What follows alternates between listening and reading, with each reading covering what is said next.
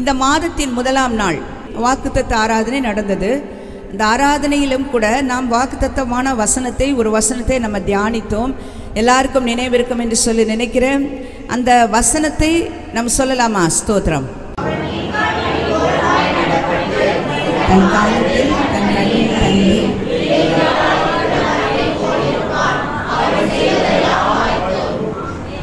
ஆமென், அல்லேலூயா.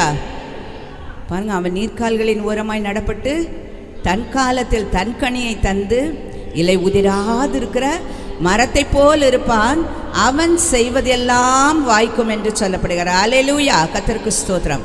கர்த்தர் எல்லாவற்றையும் நம்ம வாழ்க்கையில் என்ன பண்ண போகிறாங்களா? வாய்க்க செய்ய போகிறார். அல்லேலூயா. நம்ம வேதத்தினுடைய முழு சம்பவத்தை, அதாவது முழு காரியங்களையும் ஆதியாகமம் முதல் வெளிப்படுத்தல் வரைக்கும் நம்ம பார்ப்போம் என்று சொன்னால், தேவனாகிய கர்த்தர் ஒவ்வொருவரோடு கூட பேசும்படியாக விரும்புகிறார். அல்லேலூயா, ஸ்தோத்திரம். ஆமீன். இன்று நம்மோட ஆண்டவர் பேசுகிறாரா? ஆமீன். பேசிக்கொண்டிருக்காருல, வசனங்கள் மூலமாய் பேசுகிறாங்க, ஊழியக்காரர்கள் மூலமாய் பேசுகிறாங்க.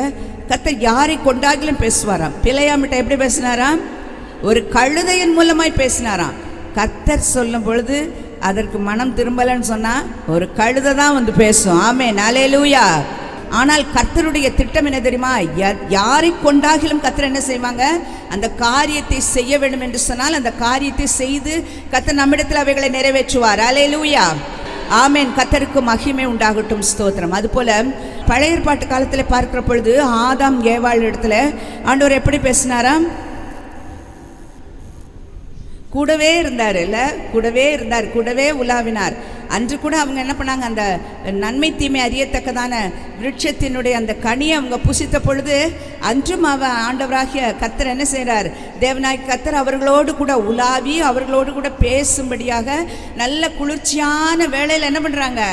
ஆண்டவர் இறங்கி வந்தாங்க, அவங்களோடு கூட பேசும்படியாக வந்து ஆண்டவர் என்ன செஞ்சாங்க? நேராக கூப்பிட்டு சொன்னாங்க, ஆதாமே நீ எங்கே இருக்கிறா என்று சொல்லி. பாருங்க, அப்போ ஒவ்வொரு நாளும் அவர்களோடு கூட உலாவி அவர்களோடு கூட என்ன பண்ணார்? பேசிக்கொண்டு இருந்தாராம். ஸ்தோத்திரம்.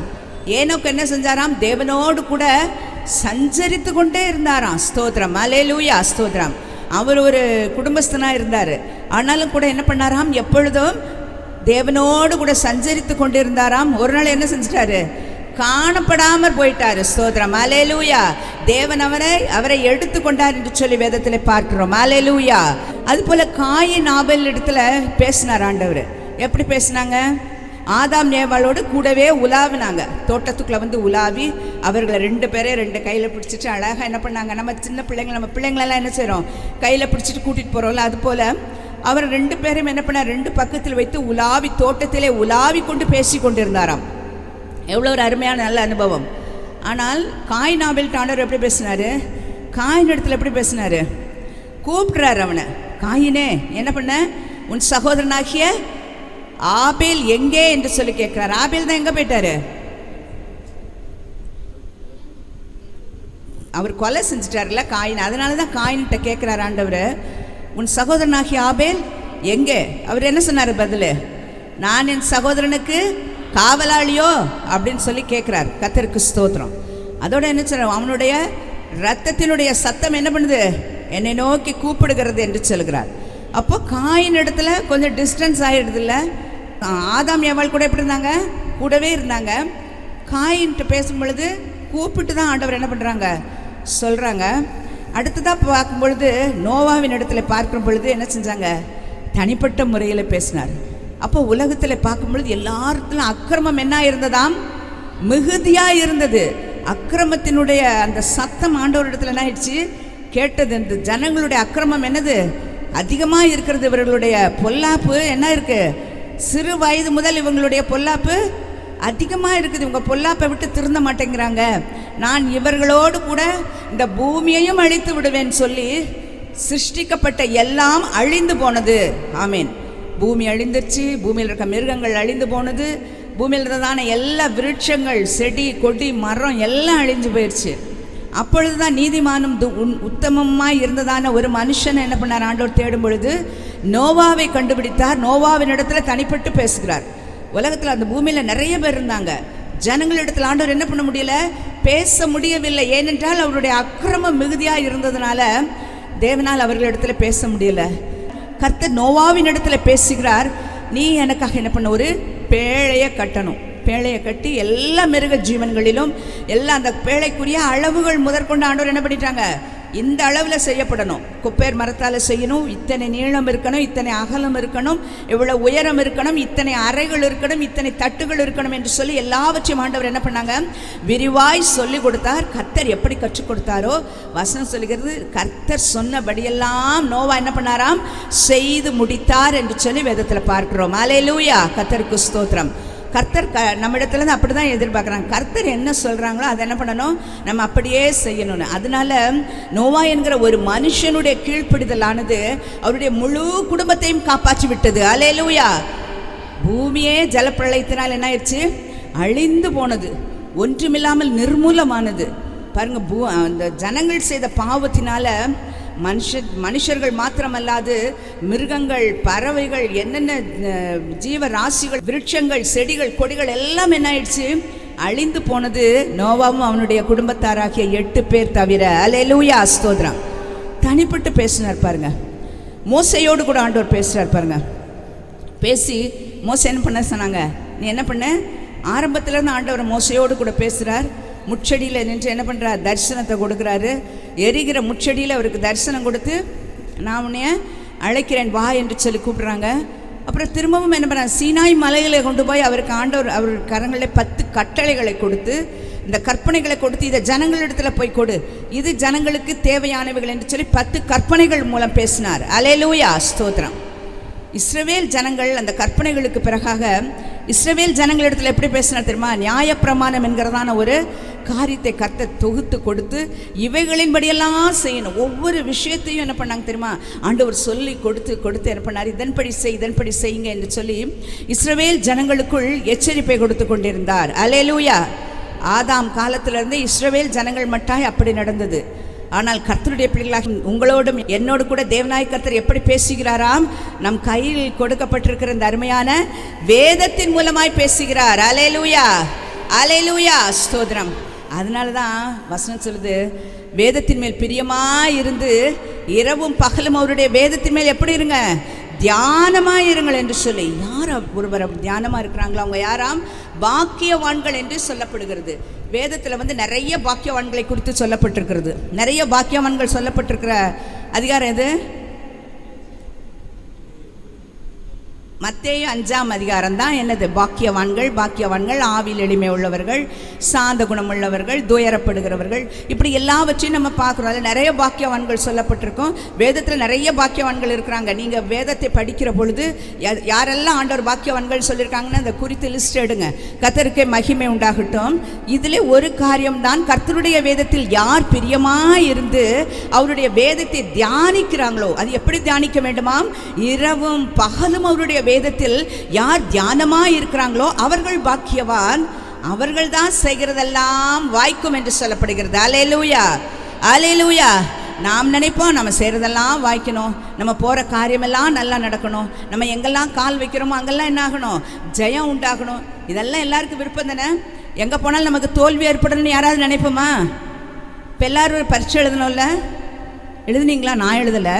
நம்ம எல்லோரும் நம்ம ஸ்கூலில் நம்ம படிக்கிற பிள்ளைங்க எல்லாரும் பரீட்சை எழுதிருப்பீங்க, காலேஜ் பிள்ளைங்களாம் செமஸ்டர் முடிச்சிருப்பீங்க. எல்லோரும் என்ன பண்ணியிருக்கோம், எல்லாருக்கும் நல்ல ரிசல்ட், அப்படி தானே? யாராவது நான் ஃபெயில் ஆனால் பரவாயில்ல, போனால் போகுது அப்படின்னு யோசிப்போமா? படிக்காமல் இருக்கிற ஒரு பிள்ளை கூட என்ன நினைக்கும், நான் என்ன பண்ணிடணும், பாஸ் பண்ணிடணும். வருஷம்லாம் படிக்க மாட்டாங்க, ஆனால் அந்த பரீட்சையில் மட்டும் அவங்க என்ன செஞ்சிடணும், பாஸ் பண்ணணும்னு நினைக்கிறாங்க. அப்போது ஒரு வெற்றியையும் ஒரு ஜெயத்தையும் தான் நம்ம எல்லாம் விரும்புகிறோம். அப்போ நம்ம செய்கிறதெல்லாம் வாய்க்கணும், நம்ம போகிற காரியத்திலெல்லாம் ஜெயம் உண்டாகணும், எல்லாவற்றிலும் நன்மை உண்டாகணும். இதுதான் என்ன செய்கிறோம், நாம் விரும்புகிறோம். ஆனால் கர்த்தர் அதையும் என்ன செய்வாராம், வாய்க்க பண்ணுகிறேன் என்று சொல்லுகிறார். அல்லேலூயா, ஸ்தோத்திரம். கர்த்தரிடத்தில் என்ன பண்ண, உன் வழியை ஒப்புவித்து அவரிடத்தில் நம்பிக்கையாயிரு, அவரே காரியத்தை வாய்க்க பண்ணுவார். அல்லேலூயா, ஸ்தோத்திரம். கர்த்தர் காரியத்தை வாய்க்க பண்ணுகிற தேவன். ஆனால் நாம் செய்ய வேண்டிய காரியங்கள் சில இருக்குல்ல, அதை நம்ம கட்டாயம் செய்து தான் ஆகணும். அதற்கு தான் அது முந்தின வசனம் சொல்லுகிறது, துன்மார்க்கருடைய ஆலோசனை நம்ம நடக்கக்கூடாது, பாவிகளுடைய வழியில் நில்லாமலும் பரியாசக்காரர் உட்காரும் இடத்தில் உட்காராமலும் இருந்து நம்ம என்ன செய்யணுமா? கர்த்தருடைய வேதத்தில் பிரியமாக இருக்கணும். கடந்த 1ஆம் தேதியில் தியானித்தோம். இந்த கர்த்தருடைய வேதத்தில் யார் பிரியமாக இருந்து இரவும் பகலும் அவருடைய வேதத்தை யார் தியானிக்கிறாங்களோ அவர்களால் என்ன செய்ய முடியும்? அந்த முதல் வசனத்தில் சொல்லப்பட்ட காரியங்களிலிருந்து முற்றிலுமாய் நீங்கி இருக்க முடியும். அல்லேலூயா, ஸ்தோத்திரம். துன்மார்க்கருடைய ஆலோசனையோ, பரியாசக்காரர் உட்காரும் இடமோ, பாவிகள் நடக்கிற வழியோ என்ன பண்ணாது? நமக்கு அருகில் வராது. நமக்கு எந்த பிரச்சனையும் அதனால் ஏற்படாது. நாம் அவைகளிலிருந்து நன்றாய் விலகி இருக்க முடியும். ஏனென்றால் நாம் வேதத்தை என்ன பண்ணுகிறோமாம்? தியானிக்கிறோம். முதலாவது நேசிக்கணும், முதலாவதாக பிரியமாக இருக்கணும். அதன் பிறகாக தான் என்ன பண்ணணும்? வாசிக்க வேண்டும். முந்தியெல்லாம் ஒரு வார்த்தை போட்டிருப்பாங்க, வேதத்தை வாசி, வாதத்தை நேசி, நீயே விசுவாசி. அல்லேலூயா, ஸ்தோத்திரம். விசுவாசி என்று சொல்லுகிறதான ஒருவர் என்ன செய்ய வேண்டுமாம்? வேதத்தை நேசிக்கிறவர்களாகவும் வேதத்தை வாசிக்கிறவர்களாகவும் அதை தியானிக்கிறவர்களாகவும் இருக்க வேண்டும். அதை விசுவாசிக்கிறவர்களாகவும் இருக்கிற பொழுதுதானே நாம் விசுவாசிகள் என்று சொல்ல முடியும். அல்லேலூயா, கரமுயர்த்தி சொல்லலாம். அல்லேலூயா, ஆமென், ஸ்தோத்திரம். இந்த வேத வசனத்தை ஆண்டவர் கொடுத்திருக்கார். வசனம் ஓசியாவில் சொல்லப்படுகிறது, வேதத்தின் மகத்துவங்களை நான் அவர்களுக்கு எழுதி கொடுத்தேன், அவர்கள் அதை என்ன செய்தார்களாம்? அந்நிய காரியமாய் எண்ணினார்கள். அல்லேலூயா, ஸ்தோத்திரம்.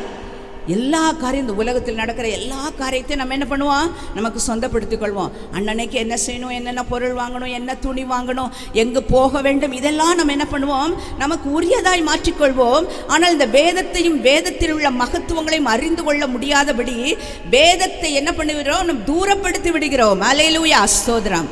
ஆனபடினால் தான் ஆண்டவர் சொல்லுகிறார், நான் இந்த வேதத்தின் மகத்துவங்கள் எல்லாம் நான் எழுதி கொடுத்தேன், ஆனால் அவர்கள் அதை அந்நிய காரியமாய் எண்ணினார்கள். இது அந்நிய ஒரு காரியமாய் மாறிவிடுகிறது. அந்நியம் என்று சொன்னால் என்ன அர்த்தம்? நமக்கு அடுத்த காரியம், நமக்கு தேவையில்லாத ஒரு விஷயமாக நாம் அதை எடுத்துக்கொள்ளுகிறோம். அல்லேலூயா, கர்த்தருக்குள் பிரியமானவர்களை, இந்த நாளில் நம்முடைய வேதத்தின் மேல் நமக்கு எவ்வளவு பிரியம் இருக்கிறது. வேத வசனங்களின் மேல் நம்முடைய பிரியம், நம்முடைய வாஞ்சை, நம்முடைய ஆசை, நம்முடைய தியானம், நம்முடைய தவனம் அவைகளின் மேல் எவ்வளவா இருக்கிறது. ஸ்தோத்திரம். ஞாயிற்றுக்கிழமை நல்ல வேதத்தை எடுத்துக்கொண்டு வருகிறோம். ஆனால் இதே வேதாகமம் அடுத்த ஞாயிற்றுக்கிழமை தூக்கப்படுகிற ஒரு வேதாகமாக இருந்து விடக்கூடாது. அனுதினமும் நாம் இந்த வேதத்தை நம்முடைய கரங்களில் ஏந்துகிறவர்களாக இருக்க வேண்டும். வேதத்தை வாசிக்கிறவர்களாக இருக்க வேண்டும். வேதத்தின் மேல் பிரியம் கொண்டு அதை தியானிக்கிறவர்களாக இருக்கிற பொழுது மாத்திரமே நாம் செய்கிற காரியம் எல்லாம் என்ன செய்யுமா? வாய்க்கும். எல்லாம் சொல்லாமே, செய்கிற காரியம் வாய்க்கும். அல்லேலூயா, கர்த்தருக்கே மகிமை உண்டாகட்டும். கர்த்தருக்கு ஸ்தோத்திரம். பாருங்க, சொல்லுவாங்க, வெண்ணெயை கையில் வச்சுட்டு என்ன பண்ணக்கூடாது? நெய்க்கு அலையக்கூடாது. வெண்ணெய் எங்கே இருக்குது? நமக்கு கையில் இருக்குது. இந்த வெண்ணெயை வச்சுட்டு நம்ம என்ன செய்கிறோம்? நமக்கு நிறையா வேணும், ஆசீர்வாதம் வேணும், நன்மை வேணும்னு எங்கே பண்ணுறோம்? எல்லா இடங்களிலும் அலைகிறோம். வெண்ணெயை உருக்குனா என்ன வந்துடும்? வெண்ணெயை உருக்குனா வெண்ணெய் வராது. வெண்ணெயை உருக்குனா நெய் தான் வரும். ஆமென், அல்லேலூயா. யாருமே வெண்ணெய் உருக்குனது இல்லையா? யாருமே வெண்ணெய் பார்த்தது இல்லையா? நெய்யே பார்த்தது இல்லையா?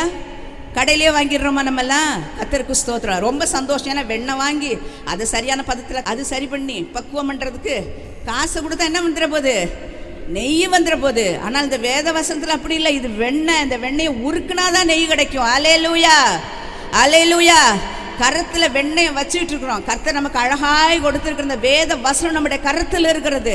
ஆனால் அதை உபயோகப்படுத்த நம்ம மறந்து விடுகிறோம். அல்லேலூயா, ஸ்தோத்திரம். கர்த்தருக்கே மகிமை உண்டாகட்டும். இந்த நாளில் கூட பாருங்க, ஆண்டவராகிய தேவன் சொல்லுகிறார், ஓசியா 4ஆம் அதிகாரம் 6ஆம் வசனத்தில் பாருங்க, ஆண்டவர் சொல்றார், என் தேவனுடைய வேதத்தை நீ மறந்தபடியினால் நானும் உன் பிள்ளைகளை மறந்து விடுவேன் என்று சொல்லுகிறார். பெற்றோர்களுக்கு மாத்திரமல்ல, மற்ற எல்லாருக்குமே உரிய காரியம். பாருங்க, இந்த வேதத்தை யார் ஒருவர் மறந்து விடுகிறார்களோ, இந்த வேதத்தை தூக்குவதற்கு யார் மறக்கிறாங்களோ, இந்த வேதத்தினுடைய மகத்துவங்களை அறிந்து கொள்ள, இந்த வேதத்தை தியானிக்க ஒருவரை பெற்றோராகிய நாம் மறந்து விடுவோம் என்று சொன்னால் நம் பிள்ளைகள் தேவனால் மறக்கப்பட்டு விடுவார்கள். ஆமேன். இதை நாம் மறந்து விடக்கூடாது. இது நான் சொல்லலை, வசனம் சொல்லுகிறது. அல்லேலூயா. போன மாசத்துல நமக்கு கொடுக்கப்பட்ட வேத வசனம் என்ன? வாக்குத்தத்தம்.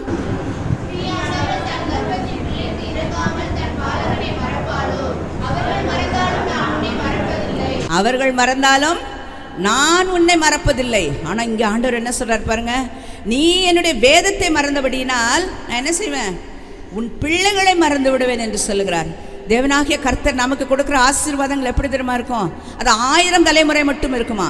ஆனால் நாம் செய்கிறதான குற்றங்களுக்கு தண்டனையாக 2ஆம் 3ஆம் தலைமுறை மட்டும் அதை விசாரிக்கிற தேவன். ஸ்தோத்திரம். நாம் செய்கிற தவறுகள், நாம் செய்கிற தீங்குகள், பாவங்களுக்கு நம்முடைய பிள்ளைகளும் உட்பட்டு விடுகிறார்கள் என்கிறத நம்ம என்ன பண்ணக்கூடாது, மறக்கக்கூடாது. ஏன் பாவம் என்னோட முடியும் என்று சொல்லி விட வேண்டாம். ஆனால் நம்முடைய பாவத்தின் நிமித்தம், நாம் செய்கிற தீங்கு நிமித்தம் 2ஆம் 3ஆம் தலைமுறை மட்டும் கர்த்தர் என்ன பண்ணுவாங்களாம், விசாரிக்கிற தேவனாய் இருக்கிறாராம். ஆனால் நாம் கர்த்தருக்கு பிரியமாய் நடந்து கொள்ளுகிற பொழுது அது என்ன செய்கிறாராம், 1000 தலைமுறை மட்டும் இரக்கம் செய்கிற தேவனாய் இருக்கிறார். அல்லேலூயா, ஸ்தோத்திரம்.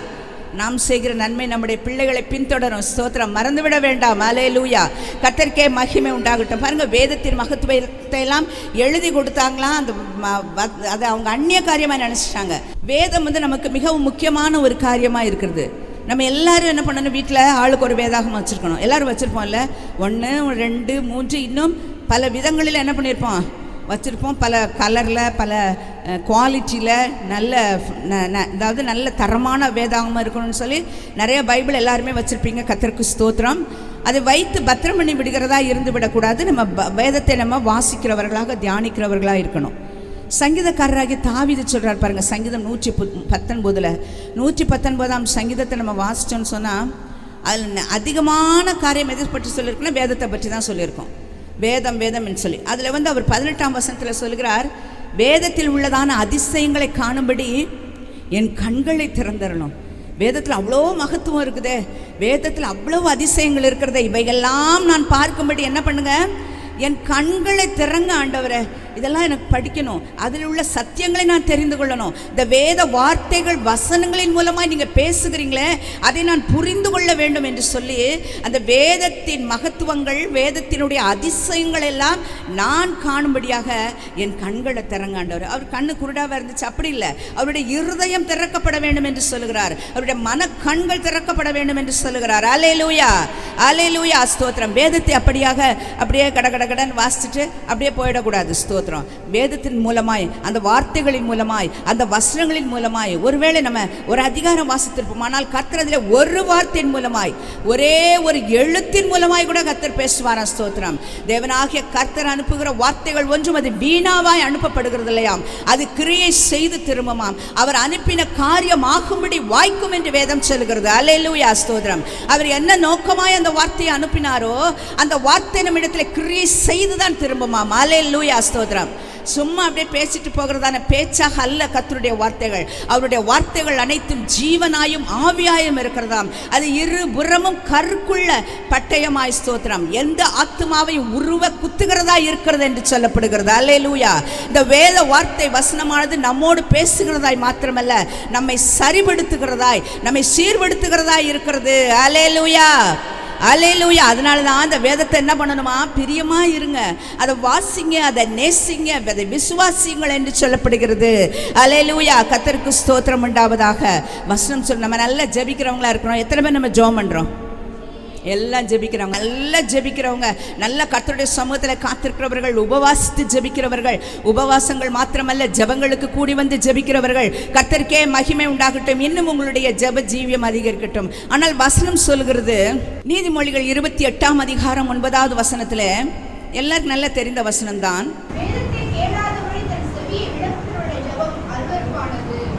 ஆமென், அல்லேலூயா. வசனம் என்ன சொல்லிச்சான்? வேதத்தை கேளாதபடி தன் செவியை விலக்குகிறவனுடைய ஜெபம் அருவருப்பானதான். ஆண்டவர் சிலர் ஜெபத்தை ஆண்டவர் கேட்கிற தேவன் அல்ல. என்ன சார், ஆண்டவருக்கு ஒரு பேர் இருக்குது, ஜெபத்தை கேட்கிறவரே, மாம்சமான யாவரும் உம்மிடத்தில் வருவார்கள்.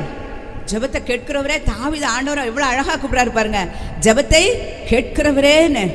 அந்த கேட்கப்பட வேண்டிய ஜெபமானது அருவருப்பாக ஒரு நாள் போய்விடும். என்று தெரியுமா? வேதத்தை என்று நாம் கேளாமல், வேத வசனங்களை என்று நாம் நம்முடைய இருதயத்தில் வைத்துக் கொள்ளாமல், வேத வசனத்தை நாம் என்று தியானிக்காமல் விட்டு விடுகிறோமோ, வேதத்தை கேளாமல் தன் செவியை யார் அடைத்துக் கொள்ளுகிறார்களோ அவர்களுடைய ஜெபம் அருவருப்பு என்று சொல்லுகிறார். அருவருப்புனா, அருவருக்கப்பட்ட பொருளை என்ன செய்ய மாட்டோம், பக்கத்தில் கூட என்ன செய்ய மாட்டோம். அருவறுத்துட்டோன்னு சொன்னால், ஒரு நல்ல பொருள், ஒரு பொருள் கெட்டு போயிடுச்சுன்னு சொன்னால், ஸ்மெல்லு வந்துடுச்சுன்னு சொன்னால் என்ன பண்ணுவோம்? மூஞ்சி நமக்கு எவ்வளோ பெரிய கோணத்தில் போகுது இல்லை? ஆனால் ஒரு பொருளை அருவருத்தோம் என்று சொன்னால் அதன் அருகில் நம்ம போக மாட்டோம், சீ அப்படின்னு சொல்லி உதறி விடுவோம். ஆனால் ஆண்டவர் சொல்கிற நம்முடைய ஜெபமும் ஒரு நாள் அப்படி என்ன பண்ணி விடுமாம், மாறிவிடும். ஏன் தெரியுமா? ஜெபத்தை கேட்கிற தேவன் ஏன் அந்த ஜெபத்தை அருவருக்கிறார் என்று சொன்னால், வேதத்தை நாம் கேளாமல் இருப்போம் என்று சொன்னான். பிரசங்கம் பண்ணப்படுது, இப்போ எப்போ டிவியை ஓப்பன் பண்ணாலே வசனங்கள், எங்கே பார்த்தாலும் வசனங்கள் கேட்டுக்கொண்டே இருக்கிறது. இப்போ செல்ஃபோன்லலாம் என்ன பண்ணுது, மெசேஜ் இல்லை, எப்போ பார்த்தாலும் மெசேஜ் வசனங்கள் எல்லாம் கேட்கப்படுது. இந்த வேதம் நம்முடைய கருத்திலும் கொடுக்கப்பட்டிருக்கிறது. இந்த வேதத்தை கேளாதபடி, வேதத்தை தியானிக்காம, வேதத்தை வாசிக்காம, வேதத்தை வாசிக்கும் பொழுது கர்த்தர் நம்மோடு கூட பேசுகிற அந்த சத்தத்திற்கு நம்ம செவி கொடாமல் அந்த வேதத்தை கிடுகிடுன்னு வாசிச்சுட்டு போயிட்டோம்னு சொன்னால் அதனால் என்ன இல்லை, பிரயோஜனம் இல்லை. வேதத்தை நாம் வாசிக்கிற பொழுது கர்த்தர் நம்மோடு கூட பேசுவார். அந்த பேசுகிற சத்தத்துக்கு நாம் என்ன பண்ண வேண்டுமாம், செவி கொடுக்கிறவர்களாக இருக்க வேண்டும். வேதத்தை கேளாதபடி தன்னுடைய செவியை யார் விலக்குகிறாங்களோ அவர்களுடைய ஜெபம் என்னவாய் மாறிவிடுகிறது, அருவருப்பாய் மாறுதான். வசனம் சொல்லுகிறது, இது வேதத்தை கேளாதபடி தன் செவியை விலக்குகிறவனுடைய ஜெபம் அருவருப்பானது என்று சொல்லி ஸ்தோத்திரம். பாருங்க, வேதத்தை குறித்து இவ்வளவு அழகாய் சொல்லப்படுகிறது. இந்த வேதம் எப்படிப்பட்டது என்று சொல்லி நம்ம பார்க்கலாம். சங்கீதம் 19:7 நம்ம வாசித்ததை எல்லாருமே கேட்டீங்கல்ல, ஸ்தோத்திரம். 19ஆம் சங்கீதம் 7வது வசனத்தில் சொல்லப்படுகிறது, கர்த்தருடைய வேதம் குறைவற்றதும் ஆத்துமாவை உயிர்ப்பிக்கிறதுமாய் இருக்கிறது. கர்த்தருடைய சாட்சி சத்தியமும் பேதையை ஞானியாக்குகிறதுமாய் இருக்கிறதாம். அல்லேலூயா, கர்த்தருக்கு ஸ்தோத்திரம். அது பாருங்க, வரிசையா பின்னாடியெல்லாம் சொல்லப்படுகிறது, அவைகள் பொன்னிலும் மிகுந்த பசும்பொன்னிலும் விரும்பப்படத்தக்கதும் தேனிலும் தேன் கூட்டிலிருந்து ஒழுகும் தெளிதேனிலும் மதுரம் உள்ளதுமாய் இருக்கிறதாம். எவ்வளோ இல்லை அதை, அந்த வேதத்தினுடைய மகத்துவம், அதை தான் அழகாக அவர் சொல்கிறார். வேதத்தில் உள்ள அதிசயத்தெல்லாம் பார்க்கும்படி என் கண்களை திறந்துடணும். இந்த வேதம் நமக்கு எவ்வளவு பெரிய வேதம். ஏன் வேதத்தை வாசிக்கணும் சொல்லுங்கள்? ஏன் வேதத்தை வாசிக்கணும்? ஏதோ கிறிஸ்தவங்க அதனால என்ன பண்ணணும், வசனத்தை வாசிக்கணுமா? கிறிஸ்தவங்களாக இருக்கனால நம்ம பைபிள் படிக்கணுமா? அப்படி இல்லவே இல்லை. அது ஏன்னு நம்ம பின்னாடி இப்போ பார்க்க போகிறோம். சில நிமிஷங்கள் நம்ம அதை பார்த்து முடிக்க போகிறோம். ஆனால் வேதம் நமக்கு எப்படி இருக்கிறதா, நம்முடைய கர்த்தருடைய வேதம் குறைவற்றது, குறைவே கிடையாது. எந்த பக்கம் எடுத்து பார்த்தாலும் என்ன இருக்காது, குறைவே இருக்காது. எதில் போய் என்ன பண்ணாலும், எந்த ஒரு புஸ்தகம் எழுதினாலும் அந்த புஸ்தகத்தில் என்ன பண்ணுவாங்க, ஒரு குறையை என்ன பண்ணுவாங்க, யாருடைய கண்களுக்காவது தெரிஞ்சிடும். யாராச்சும் சொல்லுவாங்க, இதில் இப்படி இருக்குது, அதில் அப்படி இருக்குது, இது ஏன் அதில் சொல்லப்பட்டதுன்னு மற்ற புத்தகங்களை குறித்து சொல்ல முடியும். ஆனால் நம்முடைய வேதத்தை குறித்து ஒரு குறை கூட யாராலும் சொல்ல முடியாது. ஏனென்றால் அது குறைவற்றதாய் காணப்படுகிறது. அல்லேலூயா, ஸ்தோத்திரம். அது குறைகளை நிறைவாக்குகிறதான ஒரு பொக்கிஷமாய் காணப்படுகிறது. ஆமென், அல்லேலூயா, அல்லேலூயா, ஸ்தோத்திரம். அதோடு மாத்திரமல்ல, அது என்ன செய்கிறதாம், ஆத்மாவை உயிர்ப்பிக்கிறதாம். ஒரு உயிரை கொடுக்குது பாருங்க இந்த வேத வசனம். இந்த வேத வசனம் நம்ம உயிர்ப்பிக்கிறதே. இந்த வேத வசனத்தை படிக்காம இருந்தால் எப்படி நம்ம உயிர்ப்பிக்கப்பட முடியும்? அல்லேலூயா, ஸ்தோத்திரம். உன் ஆத்மா வாழ்கிறது போல நீ எல்லாவற்றிலும் வாழ்ந்து சுகமாயிரு. ஒவ்வொரு நாள் ஜோமனும் இந்த வசனத்தை கேட்டோடனே மனசுக்கு ரொம்ப சந்தோஷம். என்ன பண்ணணும், ஆத்மா வாழ்கிறது போல நீ எல்லாவற்றிலும் என்ன பண்ணணும், வாழணும். வாழ்ந்து வேற எப்படி இருக்கணுமா, சுகமாக இருக்கணும். எல்லா திருமண காரியங்கள், திருமண நாள், பிறந்த நாள், இதிலெல்லாம் சொல்லும் பொழுது மற்றவர்களை ஆசீர்வதித்து நம்ம ஜெபிக்கும் பொழுதெல்லாம் என்ன பண்ணுவோம், இந்த வார்த்தையை சொல்லுவோம், மனதார நம்ம சொல்கிறோம். ஆனால் அந்த ஆத்மா வாழ்கிறதா, ஸ்தோத்திரம், அதுதான் முக்கியம். வசனம் முதல்ல என்ன சொல்லுது, உன் ஆத்மா வாழ்கிறது போல நீ எல்லாவற்றிலும் வாழ்ந்து சுகமாயிரு. ஆத்மா முதலாவதாக என்ன பண்ணணும், வாழ வேண்டும். அந்த ஆத்மாவானது செத்து போன நிலைமையில் இருக்கும் என்று சொன்னால், ஒருவேளை அது துவண்டு போன சோர்ந்து போன நிலைமையில் இருக்கும் என்று சொன்னால், அந்த ஆத்மாவை உயிர்ப்பிக்கிறது இந்த வேத வசனம் மாத்திரமே. அல்லேலூயா, அல்லேலூயா, ஸ்தோத்திரம். அதனால தான் அந்த ஆத்மா நம்ம என்ன பண்ணிக்கிறதாம், உயிர் கொடுக்கறது. சில நேரத்தில் பார்த்தா நம்ம திடீர்னு உடம்பு சரியில்லாமல் ஆகிடுவோம். திடீர்னு ஏதோ பலவீனத்தினால ரொம்ப சோர்வுற்ற நிலைமையில் இருந்தால் நம்ம உயிர்ப்பிக்கிறக்கு ஒன்று ஹாஸ்பிட்டல் கொண்டு போனால் ஒன்று என்ன பண்ணுவாங்க, ட்ரிப்பு போடுவாங்கல்ல. ட்ரிப்பு போட்டோன்னே என்ன ஆகிடும், ட்ரிப்பு போட்டோன்னே என்ன ஆகிடும், கொஞ்சம் தெம்பு வந்துடும்ல, பலன் வந்துடும், ஒரு உயிர் வந்தது மாதிரி இருக்கும். கர்த்தருக்கு மகிமை உண்டாகட்டும். அப்படியாக நம் சோர்ந்து போன நேரம், துவண்டு போன நேரம், நிறைய நேரங்களில் இப்படிப்பட்ட நிலைமைகள் நமக்குள் வருகிற பொழுது நம்முடைய ஆத்மாவை எது உயிர்ப்பிக்கிறது என்று சொன்னால் வேத வசனம் தான்.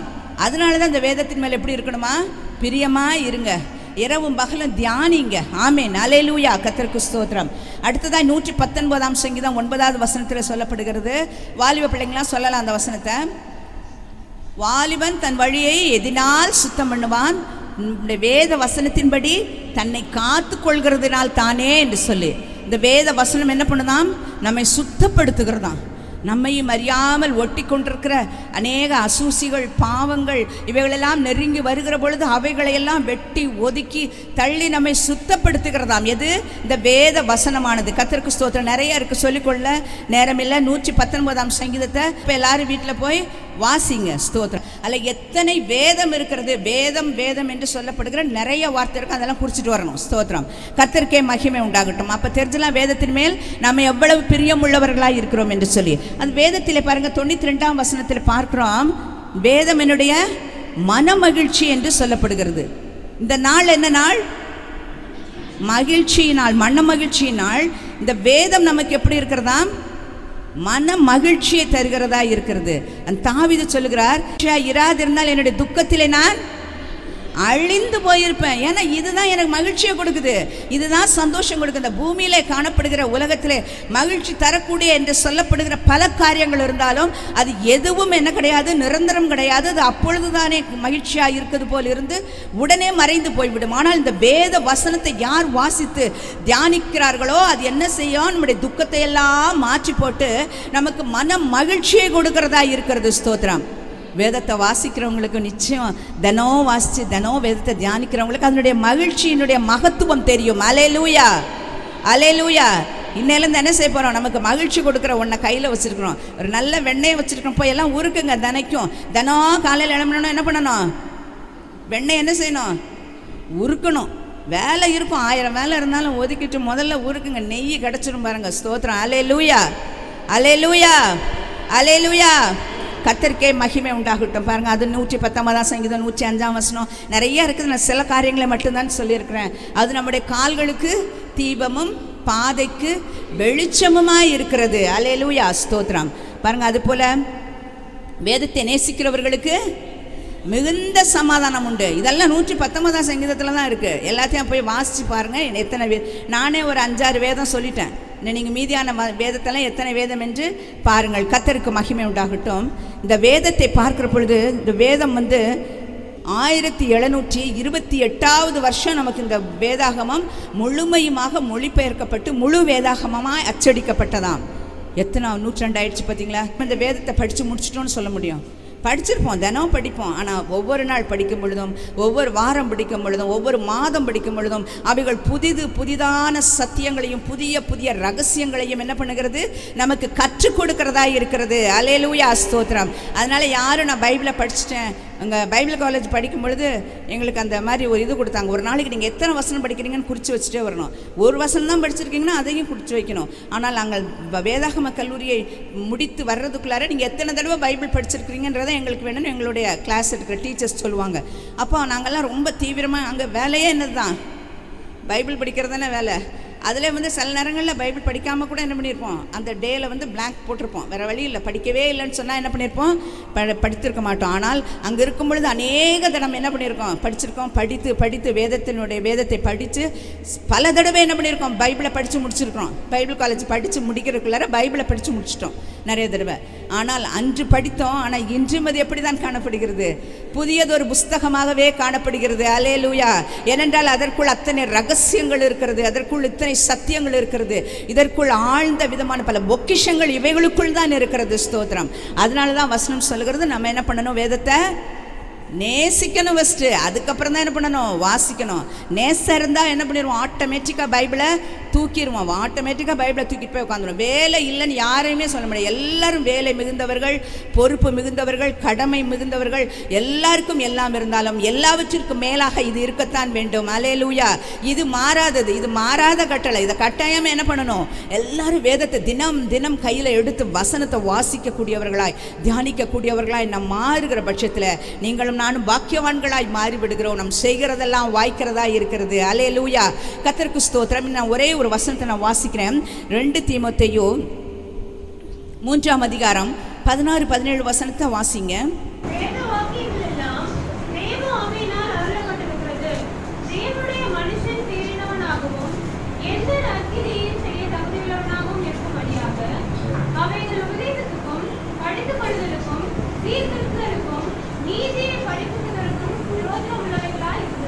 இது எதற்காக? நான் முதலே கேட்டேன்ல, தினம் நம்ம ஏன் பைபிள் படிக்கணும்னு சொல்லி, இதற்காகத்தான். வசனம் சொல்லுகிற பாருங்க, வேத வாக்கியங்கள் எல்லாம் தேவாவியினால் அருளப்பட்டிருக்குது.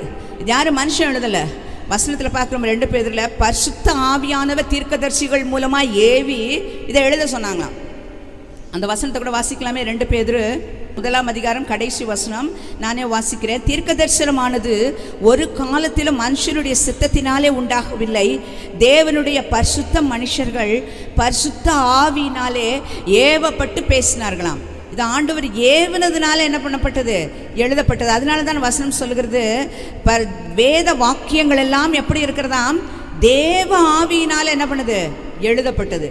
ஒன்று என்ன பண்ணலை, மனுஷர்கள் தங்கள் சுயமாக யாரும் எழுதலை. எழுதுவதற்கு ஒரு மனிதன் வேண்டும். அதற்காக சில மனிதர்களை ஆண்டவர் எழுப்பினார். அநேக தேவ மனிதர்கள், தேவதாசர்கள் இந்த வசனத்தை எழுதினாங்க. ஆனால் எழுதப்பட்டது எதன் மூலமாக? பரிசுத்த ஆவியானவர் அவர்களை ஏவி இவைகளை எல்லாம் எழுத சொன்னபடியினால தான் அவங்க எழுதுறாங்க. இந்த வார்த்தைகள் எதற்காக எழுதப்பட்டது தெரியுமா? தேவனுடைய ஒவ்வொரு தேவ பிள்ளைகள் ஒவ்வொருவரையும் என்ன ஆகணும்னா தேறினவங்களாக மாறணுமா. என்ன பண்ணணும்? நல்ல வளர்ந்த அனுபவம் வேணும், முதிர்ந்த அனுபவம் வேணும். இன்னும் என்ன பண்ணுறீங்க? பால் உண்ணத்தக்கவர்களாக இருக்கிறீங்களே, காலத்தை பார்த்தால் என்ன செய்யணும்? போதகராக இருக்க வேண்டிய நீங்கள் என்று சொல்லி வசனம் சொல்லுகிறது.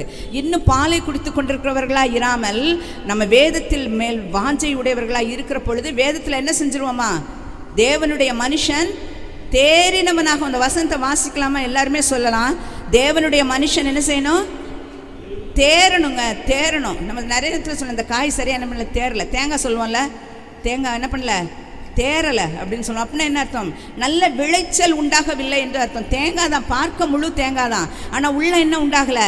விளைச்சல் உண்டாகலை, தேராத காய் என்று சொல்லுவோம். ஸ்தோத்திரம். அதுபோல் கர்த்தருடைய பிள்ளைகளாகிய நீங்களும் நானும் நல்ல ரட்சிக்கப்பட்டவர்கள் தான், ஆவிக்குரியவர்கள் தான், கிறிஸ்தவர்கள் தான், நல்ல ஜெபிக்கக்கூடியவர்களாக இருக்கிறோம். ஆனால் தேறினவர்களாக இருக்கிறோமா? அதுதான் முக்கியம். ஸ்தோத்திரம். நீங்களும் நானும் தேர வேண்டும் என்று சொல்லி தான் இந்த வேத வசனம் நமக்கு கொடுக்கப்பட்டிருக்குது. இந்த வசனத்தை ஏன் தினம் படிக்கணும்? நம்மை தேற்றும்படியாக, நாம் தேரும்படியாக, நாம் வளரும்படியாக, நாம் விருத்தி அடையும்படியாக, ஆவிக்குரிய ஜீவிதத்தில் இன்னும் வளர்ந்து போகும்படியாகத்தான் இந்த வேத வசனத்தை நாம் படிக்க வேண்டும் என்று சொல்லப்படுகிறது.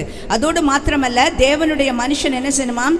எந்த நற்கிரியையும் செய்ய தகுதி உள்ளவனாக இருக்க வேண்டுமாம். கர்த்தருடைய பிள்ளைகள் என்ன செய்யணும்? நற்கிரியை செய்கிறவர்களாய் இருக்கணும். அதற்கு நாம் என்ன செய்ய வேண்டுமாம்? தகுதி உடையவர்களாய் மாறணும். அதற்கு இந்த வேத வசனம் தான் நம்ம என்ன பண்ணுகிறது? கற்றுக் கொடுக்கிறது. அதோடு மாத்திரமல்ல, இந்த வேத வசனம் நமக்கு எதற்கு பிரயோஜனமாக இருக்கிறது என்று சொன்னால், அவைகள் உபதேசத்துக்கு. உபதேசம் பண்ணுது பாருங்க. யாராச்சும் நமக்கு என்ன பண்ணணும்? உபதேசம் பண்ண பிடிக்குமா? பிடிக்கவே பிடிக்காது. யாராச்சும் ஒரு ஆலோசனை கொடுத்தா என்ன பண்ணாது? பிடிக்கவே பிடிக்காது. யாராச்சும் ஏதாச்சும் ஒன்று நல்ல போதனை கொடுத்தாங்கன்னு சொன்னால் தனிப்பட்டு கூப்பிட்டு, இப்போல்லாம் ரொம்ப கர்த்தருடைய பிள்ளைகள் நீங்கள்லாம், ஆனால் தனிப்பட்ட முறையில், பிரதர் நீங்கள் இப்படி இருக்கக்கூடாது, சிஸ்டர் நீங்கள் இப்படி, நீ இப்படிலாம் செய்யக்கூடாதுமா, இது இப்படி செய்கிறதெல்லாம் தப்புமா அப்படின்னு சொன்னால் என்ன ஆகிடும்? வேறு வேலையிலேருந்து பாஸ்டமாக்கு எப்போ பார்த்தாலும் இதே தான் சொல்லிட்டு இருப்பாங்க அப்படின்னு சொல்லி என்ன பண்ணிடுவாங்க? பேசும்பொழுது நல்லா சொல்லிட்டு அப்படி போயிடுவாங்க. அவைகள் உபதேசத்துக்காம். வேத வசனம் நம்ம என்ன பண்ணுகிறது? உபதேசிக்கிறது. ஸ்தோத்திரம். அடுத்தது பாருங்க, இன்னும் பயங்கரமாக இருக்கும். அவைகள் என்ன பண்ணுதான்? கடிந்து கொள்ளுது. கடிந்து கொள்ளனா என்னது? கட் அண்ட் ரைட்டாக பேசுறது. இப்படின்னா இப்படி தான் செய்யணும், இப்படின்னா செய்யக்கூடாதுன்னா கூடாது தான். கெட்ட வார்த்தை ஒன்று உங்கள் வாயிலேருந்து வரக்கூடாது அப்படின்னா என்ன வந்து பண்ணக்கூடாது? வரக்கூடாது தான். அதுதான் என்னது? கடிந்து கொள்ளுதல். ஸ்தோத்திரம். அதோடு என்ன செய்யணுமா? நல்ல வார்த்தை உண்டானா, பக்தி விருத்திக்கு ஏதுவான வார்த்தையாக இருந்தால் அதுவும் கேட்கிறவர்களுக்கு பிரயோஜனம் உண்டாக பேசுங்கள். இது வசனம் பாருங்க. கடிந்து கொள்கிற வார்த்தையும் இருக்கிறது. நம்ம என்ன பண்ணுது? உபதேசிக்கிற வார்த்தையும் காணப்படுகிறது. எதிலிருந்து வருகிறதாம்? இதெல்லாம் இந்த வேத வசனத்திலிருந்து வருகிறது. அல்லேலூயா, கர்த்தருக்கு ஸ்தோத்திரம். அடுத்தது பாருங்க, சீர்திருத்தலுக்கும் நம்ம என்ன பண்ணுறதுக்கு? கரெக்ட் பண்ணுறாங்க பாருங்க. சீர்திருத்தம், திருத்தம் என்ற காரியம் என்ன செய்கிறது? இந்த வசனம் தான் சொல்லுகிறதாம். எபிரேயர் 12:4 அதிகாரம் 12 வசனம் சொல்லுகிறது, அவருடைய வசனம் என்ன பண்ண? கருக்குள்ள பட்டயம். அது எந்த ஆத்மாவும் என்ன பண்ணுமா? ஊடுருவி செல்லுமா. 2 பக்கமும் கருக்குள்ள பட்டயம். இந்த பக்கமும் வெட்டும், இந்த பக்கமும் வெட்டும். கத்திக்கு ஒரு சைடு தான் ஷார்ப்பில், ஆனால் வசனத்துக்கு என்ன பக்கமா? 2 பக்கமும் ஷார்ப்பு. 2 பக்கமும் சாஞ்சால் என்ன ஆகிடும்? வெட்டு உளுந்துரும். ஸ்தோத்திரம். கர்த்தருக்கே மகிமை உண்டாகட்டும். அதனால அது எந்த ஆத்மாவையும், அது என்னுடைய ஆத்மாவையும் ஊடுருவி போகும், உங்களுடைய ஆத்மாவையும் ஊடுருவி போகும். எந்த தவறு செய்தாலும் அந்த வசனம் என்ன பண்ணும்? நமக்குள் ஊடுருவி போய் எது தேவையில்லையோ அதெல்லாம் என்ன பண்ணிடும்? கட் பண்ணி போட்டு சீர்திருத்தி விடுமா. அல்லேலூயா, ஸ்தோத்திரம். அடுத்தது பாருங்க, நீதியை படிப்பிக்குதலுக்கும் பிரயோஜனமாக இருக்குது. நீதி என்று சொன்னால் நியாயமான காரியம். கர்த்தர் நீதி உள்ள தேவன். நீங்களும் நானும் நீதியாய் நீதியின் கனிகளை கொடுக்க வேண்டும் என்று விரும்புகிறவர். இந்த நீதியை என்ன செய்ய வேண்டுமாம்? நமக்கு படிப்பிக்குதலுக்கு இந்த வசனம் என்ன பண்ணுகிறது? பிரயோஜனமாக இருக்குது. நம்ம சரி பண்ணுறதுக்கு, நம்ம தேர்னவங்களாக மாற்றுறதுக்கு, நம்மளை கரெக்ட் பண்ணுறதுக்கு, கடிந்து கொள்வதற்கு, எல்லாவற்றிற்கும் இந்த வேத வசனம் தான் பிரயோஜனம் உள்ளதாக இருக்கிறது. படினாலே இந்த வேத வசனத்தை நம்ம எல்லாம் என்ன செய்யணும்? வேதத்தில் பிரியமாக இருக்கணும். பாருங்கள், 1ஆம் அதானே படிக்கிற. வேதத்தில் பிரியமாக இருக்கணும். இரவும் பகலும் அவருடைய வேதத்திலே தியானமாக இருக்கணும்.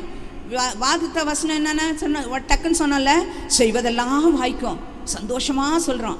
ஆனால் அதுக்கு முன்னாடி ஆண்டவர் சொன்ன வார்த்தையை மறந்து விட்டோம். கடைசியாக இன்னும் ஒரே ஒரு காரியத்துக்கு ஆண்டவர் சொல்கிற வசனத்தை மட்டும் நான் வாசிச்சுட்டு போகிறேன். யோவான் எழுதின சுவிசேஷம் 12வது அதிகாரம் 48வது வசனம்.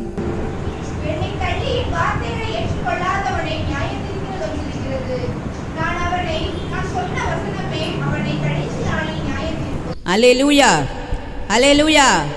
இந்த கர்த்தர் நம்முடைய கரங்களிலே கொடுத்திருக்கிற இந்த வேத வசனம் என்ன பண்ணுமாம்? நம்மை நியாயம் தீர்க்கக்கூடியதாக இருக்கிறது.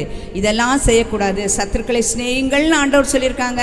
உன் பகைக்கிறவர்களுக்காக ஜெபம் பண்ணுங்கன்னு சொல்லியிருக்கிறாங்க. இப்படிலாம் ஆண்டவர் வார்த்தை கொடுத்துருக்கும் பொழுது நாம் அதை செய்யாதிருப்போம் என்று சொன்னால், நம்மை நியாயம் தீர்க்கிறது ஒன்று இருக்கிறது என்று சொன்னால், தேவனாகிய கர்த்தர் நமக்கு கொடுத்துருக்கிறதான இந்த வார்த்தைகள் தான் நம்ம என்ன பண்ண போகிறதாம்? ஒரு நாள் நம்மை நியாயம் தீர்க்க போகிறது. ஆனப்படினாலே நாம் வேதத்தை வாசிப்போம். வேதத்தை நேசிப்போம், பின்பாக வாசிப்போம், அதன் பின்பாக விசுவாசிப்போம். நிச்சயமாக கர்த்தர் நமக்கு சொன்ன வார்த்தைகளின்படியாக இந்த மாதத்தில் கொடுத்த வாக்குத்தத்த வசனத்தை மறுபடியும் நம்ம சொல்வோம். அதன்படியாக கர்த்தர் நமக்கு செய்ய வல்லவராக இருக்கிறார். எல்லாம் சொல்லலாம். சங்கீதம் 1. இலை உதிராதிருக்கிற மரத்தை போல் இருப்பான், அவன் செய்வதெல்லாம் வாய்க்கும். அல்லேலூயா, அல்லேலூயா, ஸ்தோத்திரம். வேதத்தை வாசிங்க, நல்லா வேதத்தை தியானிங்க, நித்தம் வாசிங்கள், நித்தம் தியானிங்கள். வேதத்தின்படி நடக்க நம் இருதயத்தை ஒப்பு கொடுப்போம். கர்த்தர் நமக்கு நாம் செய்கிற காரியங்கள் யாவற்றையும் இந்த நாளில் மாத்திரமல்ல எப்பொழுதுமே வாய்க்க பண்ணுவாராக. கர்த்தருக்கே மகிமை உண்டாகட்டும். ஆமேன், ஆமேன்.